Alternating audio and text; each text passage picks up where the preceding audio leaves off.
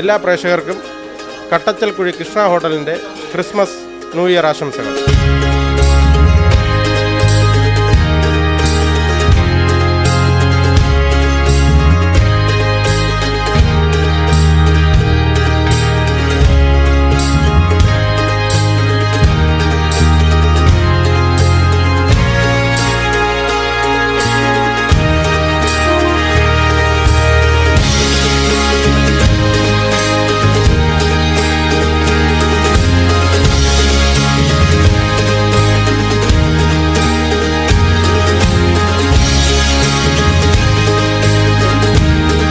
കാന്താരി ചിക്കൻ ഉണ്ട്, പിന്നെ തോരൻ, കപ്പ, പൊറോട്ട, പുട്ട്, അല്ല ബാക്കിയെല്ലാം നേരത്തെ ഉള്ളതല്ല. ഇപ്പം പുതിയതായിട്ട് തുടങ്ങിയിട്ടുള്ള കാന്താരി ചിക്കൻ.